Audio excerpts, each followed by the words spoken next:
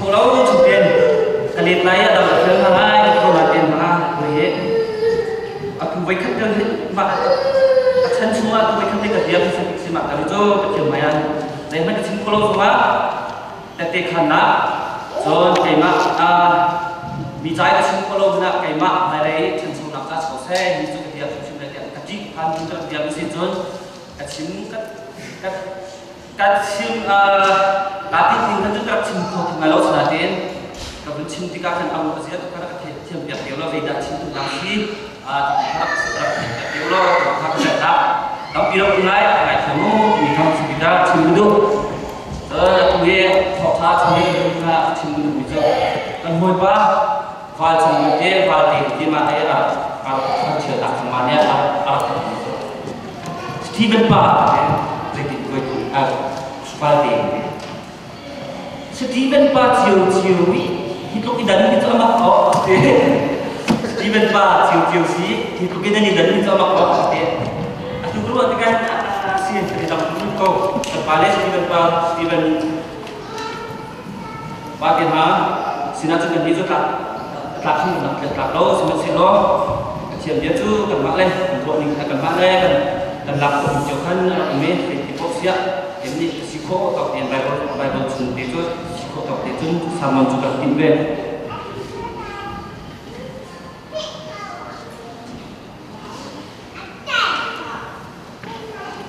kan boleh saya akan cuma tahu kalau minggu dia orang tak kalian maafkan. Memang kami nak so dari sisi aja apa pun ini kalau sih lo itu ini apa namanya mereka. Baik ulok cuma maksimal ini dia sih kita ini tembok kan sih dia jangan seman ini diskusi ini dia sih dari sisi aja. Topkan 2011 Reverend Chanai Fai Thong Tha Chim Nak Kan Piao Kan Sang Sia Allah cuma apa tu so abang cintika faham mak ani so kai siang te kan abang kan ruang cuma ani so biar khar sang timi biar kecokan biar kan ngai kan boleh saya no se game no tu tapi tu kan kita kan cintika kan secara chen baju kuat untuk ke anjing membeno mau kan ini kita anjing membeno mau tibi kau pun buat kita dunia tak mai kan dunia tong mai mati aku tak pikir dia mak thong sun kayak macam ni ini thong tha cinta kita nak ni apa lagi kan sambil dia kan singuhan kan nak ini kan sian ni simmi minum kan simmi kan sian ni simmi minum kan simmi kan sian ni simmi kalau kita semua kita tidak mati kan psikolog ini berarti sinan tekan lah kan ya jadi kalau caci makan film dong belum nafsu saya coba dia psikolog ini berai orang kuat kan sungai berapa jam kan boleh ini zainhan arelo ni film petian ni tim tengah tu mesti mika ni sukses di naca sini boleh ini ada dia tim tengah tu Mithong ni le Mithong ni maka an min sakse di cha si le Bible ta kan hu ni ka thian ni kai mani kai ba le vai ni chi ba chi mi sa kai lo zai hit ka si lo kai hit zo zai hit ka si lo va le an kai chu ka ko zai hit ka dai lo zai hit thon da phong ka dai lo hoi ku lo tim ni ku ki ba thian ni ka da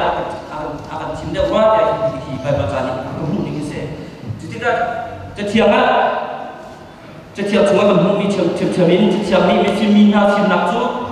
kau lai ini tiang mina hal nak tu kan lai ini tidak cinta nak senang ini kalau betika minum ni an ma tiang nak tiang hal kau lau tinggal tiang ni tiang nak Arab tuan biasa kan cim rồi bố đi các xin mi giúp bia tận hứng và tiền ni giúp nạp à mày giúp khóc ở trong mặt đấy dây hết cái xì lâu dây hết cái chủ dây hết cái xì lâu cái tiền lâu cái chủ thì tôi ăn đâu mi giúp tận tôi béo mi giúp nạp à mày các tiền khóc bố đi trả các quần đi xe kia hình sự chuyện không tham đi chỗ mình cũng xin là anh cái chuyện mình vẫn khổ gặp sự sinh đâu dễ lo kia chân mình cũng xin là cái chuyện vẫn khổ sinh đâu là cái tập pin anh đã xin chưa là cái mình sẽ có chuyện đó xin lại Malaysia cũng nhiều hơn và cái khác thì Malaysia cũng nhiều hơn để city ở mà thì mình sẽ sẽ biết được tuần nhiều hơn Korea Việt nào khác rồi Korea Việt nào khác mình thấy có cái bên nào khác cái này cái mà in nào khác anh đi cái anh va cái học thực hiện như thế nào cái này giống như là cái về cái này giống như là cái về học thực hiện Korea khác nó cái gì pa lúc itu malu itu lúc itu mesti pak sih merasa kan pengen macam macam dia sih dia kan macam dia kan ayam macam pun nak soal mengenai hai saat kita di long tu kan ni pun nak walaupun terkait akan tampak ni buat pak hok kan nak putih dia kan nak tayar tapi thot tham chính cái chân lại mình giống như kan nak jiwa kan nak ayam pun naik buat akan so yang buat kan kan jadi cuma kayak mana chúng tôi là số người là hồi lê là cái ra cái khâu lâu này thì sẽ mà cái mà chúng tôi là số nhé hơn thì là cái định việc làm mà những cái gì mà các cái gì cái mà cho dễ là sinh ra cái cái vậy cái chỗ là số nhé anh bằng cái này việc thì sẽ việc là gì phải cái mà mình thì anh mang việc là anh mình do cái chăm anh mang việc anh đọc thà xin chun solfa thiam kho ni ma chun piano tu ma thiam kho ni va lo nei lo au pa thum ma ku len a phim kho ni brang le ni ram ka ha tok thà so ma ba tu sin chun ani chun ye ta kan ni ko ko ku ni he ko pra ni ku le pra ni ku ni ma chun an ha sak ni ki phal so ma kha tu ro tan sim ya do tak mi lo ne se solfa thiam tu ni si ka an ka he anh asal fale time anh cô anh ado ko ni yang ko bi nei le ko wa ha akan thong tha chung chin bible bak chin an pasta pani bible bak chin ma di sin tin an nu kan ni ma chu zakat na ma ko na ko ni fo nya ka ma chu ka la ma ka dong na a ni si dia chu pum ni kan chon pia na chon pia na ka min kan ni ti kan ti chu mai na kan du mi ko pia ka si Asia tu dia, aduh thong thana cuma Yesus Kristus baik kami kata hebel lawa dia. Yesus Kristus ni pakai ni pakai hebel lawa dia. Bible pakai, anjung kau. Ni cuma ada siapa, ni cuma ada siapa sopai yang demi Israel sedang kau tu. Kemak Korea maksud. Mak tu maksud Bible tu, an mai itu cuma Bible thong lawa dia kan. Thong thana cuma ada yang dia pun ada nanti sekau yang cepat. Sinadya ni kau tu Bible cuma ke, mereka mungkin tak berkat ini. Mak tu cuma Yesus Kristus sana, anak Korea bahasa. Mak tu cuma tidak tu, anak siapa punya dokter mungkin Yesus Kristus, anak orang Bible cuma Yesus Kristus maksud silam pasal dia. Kalau kata, tadi bilang mereka tak. Aku orang nak kau nak, aku bukan apa kecil nak saya disiplin. Phim thiêm nạp hết bài bờ dạy hết phát triển như là một cuộc sống thì cả bọn nào vẫn có bên và đây in dạy hết à đến lâu thì phát triển như thì nạp thành chúng mình phim gì là vừa tốc nạp ra phát triển đi khẩn để là phát triển đi vừa tốc rồi phát triển là thấy lâu dạy đạt tốt là ăn mãi ăn bài bờ ăn tốc cha là dạy cho dạy được gì mà họ không chỉ cần có khả năng phát triển như căn việc ấy Bible ka hidup dia doktor tidak siam tak nanti hidup dia anak dok masih kau kan ini dah itu acibok kita nak usut tu di sekolah tu ani kita siam di sekolah tu kamu nak sinarian kabaka acim nikah itu kau ini saya nak lelom acim nak kau nak apa kata mak kan ini itu acim anu mintu kata thai kan siam lo apa acim boleh aja kan supaya tuh kita sendiri sudah kalau nanti di depan tempat kasih orang bilang sih John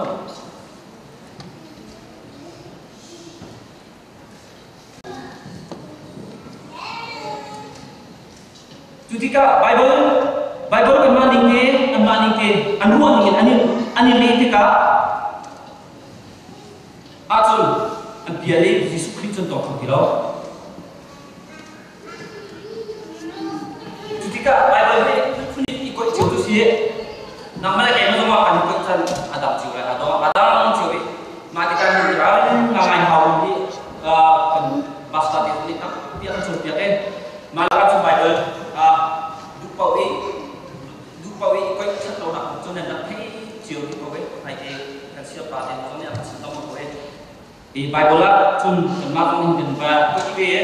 Bible lah cun kaini atau tu nahu itu betul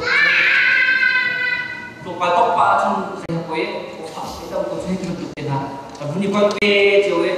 bahan tu pada kerja macam itu amalo ni siapa bah tidak kayak ini kita tak macam itu kayak itu terus kita juga dia baik kerja aku tu ada nak kau kilo horhalak kayak aku tak kasih tapi aku tak kasih dalam kau kilo kita orang ni sensi tu kalau tahu lo tanpa dia sebelum macam tak kasih si bagai kan jok aku pun tak jok adina mana ada alundok tak kan macam dia bang bro tak dia terus biar dia tong seperti jok lo kan saya ada macam ada men amai saya tak tok ni sampai kan kaku ni kenapa ni cok ni kamu ni ada nak kak mamai pas mimi simpan kecil mamai nak ku pengai ya betul nah ini nak simpi sensi dia macam tahu mah ketok kuat ada belum ada ni mah siapa itu kau kamu tahu sinali mun ni pakai macam tu lagi atau cuma mini atau mini juga asyik jika betul atau nali bukan naik macam ringan betul makasih ikut jiwa semua kita Bible itu boleh itu sudah ni kamu nak boleh kemudian nak buat sesuatu apa jadi kau ada bersedia nak buat kita ini kan sah sudah pada itu tak keluar macam apa itu kalau sistem lo kau maya sistem tim kau mau mati kan jadi kemak tu kena serentai di Bible itu nak ngomong macam aduh nak pasien ni kan ni lah Bible tu kan madu itu kan ni lah dek pasien ni kan ni lah dek tinggal ini tu orang pasien kan mana kan bukti tu kan Bible kan semua dia pasien ni kan ni lah dek ama pasien ni saya dah tu bukti kan bisa tak buat pasien ni kan dia jadi naik tu kan madu tu kan berlaku kan ni kan dek orang tu keluar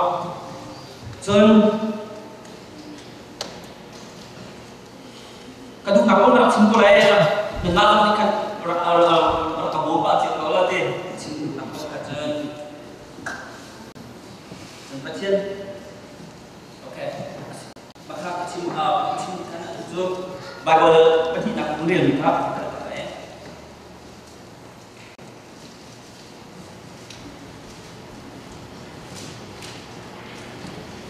Filipina, buat kat tangan ini yang kita tulis. Mabak utama itu ngamai ini lagi orang ngai mesti kadun tu kan suka cuan bak tim sikan pasien krifa kat si ini tu kan tu ada kan tu kan sulit tim si tiga bak tim si Filipina kan buat kat pani patung beli pakat le pakat ian tay nak le mak bak kat gol nak dan nak terhau toidorna luncin kami jaulo midang nakin thade dia zaitik na kabu jon midang dukning kam tiang izwa ulo nang ma na lauka buat laku di dia di krifam na cun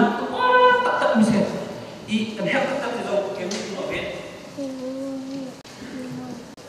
Chua origin. Simen sero kan ni chu vai lam ta chung I ha mi khri kong kha kan chim I. Chu kong chu juda mi cha a chung thup na asi I. Krik mi ha cha a chung thup na ya si. Khri thong cha chu juda ma cha a chung thup na se. Krik chu mi film se han yo kon dia film big ni na cha a chung thup na bia ba si. E all of them ni te. Zeroma amolo zeroma dia chung Jisu Christ mulo ke. Chon bacung ko kai na ri khifa khri ni thim ni minu si thim ni si a chung pathian ti da lo chu kan chung lam kan la lo chuwa so ha chuwa Jisu Christ yang te lam le tak le nun na kai ma sin ti da lo cho hom hen ka pas na phan ne lo te so han chuma fiam te na Cuma Yesus Kristus ni bersama meno. Siapa nak cuna? Ahlo ni, Malaya, toy dol lah, toy dol. Ani yang dipunyai asli. Jadi kita macam sup kosong. Siapa nak kita ayam kau ni, sifat sini tu ni tu ke, sekarang sup tak kita kosong. Sila dia ni cakap macam pasien ni. Bentuknya kita tadi saat susah nak karakter ini kita mencium dulu.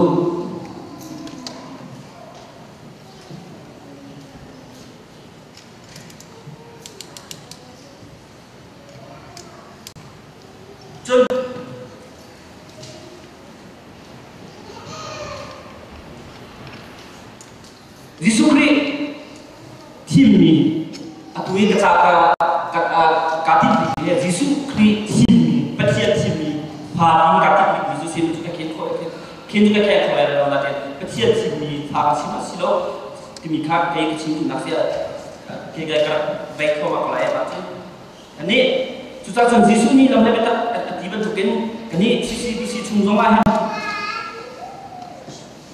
Tapi kan baca di ruang dia tu, itu Judaism dia patian tu kau nanti patian Kalau saat itu kecilkan hati kita kecilan kalau mesela itu jika kui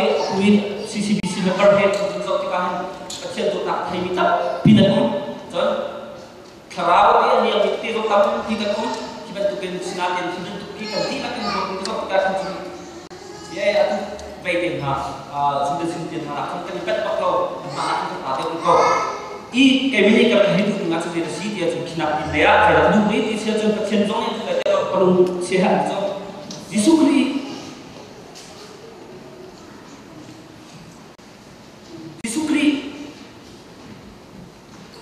he amuro kabui asu tu suntak tak lawe amuro tu bukan sangat senati tu suntak tak lawe jadi Yesus Kristus tidak kan si Sila Yesus Kristus thok thara tholo bi tapi kan dia keluar. Jadi kita patian simi fani tu saya patian simi itu saya thok sih sih. Yesus Kristus ini viral tu kan tu suul kaki canggih. Kiki viral pilih wakin patian simi fani tu mak wakin karha payah pilih mak tu kalau ya saya kiki Yesus Kristus, kalau cuma kan asal nak kecil jadi tadi sampai batu akhir nunkar atau itu krifa kan sinakan nunkar itu takut, kalau mungkin atau siselo kan dok nak selo kalau mungkin itu selo Malaysia kan mungkin penting sih ini kain tulis be.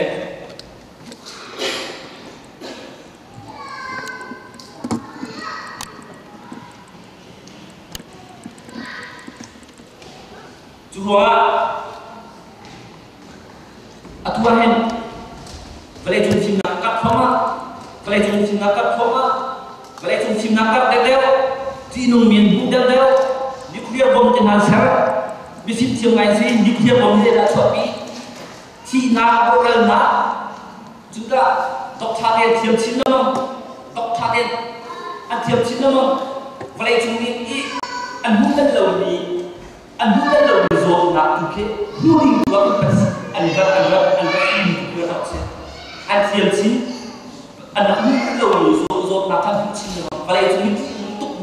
vậy chúng nghĩ họ bắt lặp tốt mình cái độ cha thì mình ăn hút xin là một số ăn hút đấy đấy newspaper cầm cái là popular news à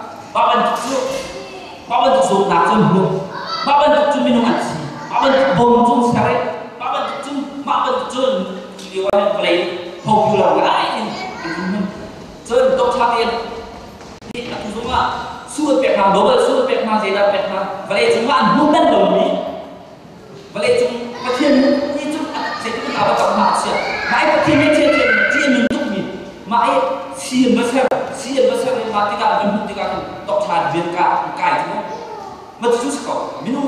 mà chú score mà tiga chứ ăn phim nặng thế dây hay thế ăn phim tiga ăn mà dây ăn phim nó phát hiện cái đó chúng hiểu cái thằng là chú nó cần đi chỗ gen nó là sự cần đi chỗ mua là tốt bắt cái gì đi sẽ Jesus Christ chú nó chúng ăn phim nó mà sẽ dây nó cần đi chỗ nó mà sẽ mi tập thế đó sẽ lo mi hi dây tình đạt cũng dây tình đạt từ việc sau chiếm nào sau đó bắt khách thì đốn nào sau đó một chút khi mi ăn được như thế thì chút khi các bạn các sĩ tử zoom in lại sau đó mà ăn biết phim mình mà mua phật ít cái tiền nhận thì chúng ta phải chịu sẽ và đây là chúng cần đi chân mắt không phải đó là xin là tiền và là mắt không nhận cái này đâu anh đi chút các miền các sĩ tử đây chúng ta có cái gì chú đó nhiều chúng ta chân đủ rồi và thiên thiên mi phá đi chúng bắt khách tay na mắc không bạc thằng chất cô là khá nên là các ông ta nào thì tôi đón là ông thiên thu khá này chiều lo mi đăng là em cái thà đều tiệt dây thịt na vào thà u chốn mi đăng ông giúp mình khá mi chiều thu ruộng lo nắng mắt nặng lo khá và thà u thì chúng nó thì cả rồi chỉ có phá buồn bắt khách tháo nãy tháo cái xí lông minum bắt khách nhìn thấy đã được nạp xí cái thùng bắt tiền nhá là chỉ free tôi đổ mà không thế vụ ở bún hai cái chỉ nào xí đó cái thùng tí giống xí xe cái xí giống xí xe thì đổ nạp gần nạp tôi đổ nạp không có chừng mình phim biết thế một là phẫu tập đủ đỉnh bắt tiền đi tập mình cái slide của mình khác nhìn nạp ôi đến cái slide chỉ đủ điểm xem cái tiền đi chỉ có mà nên em là vì một sự chân nào làm thật là có xe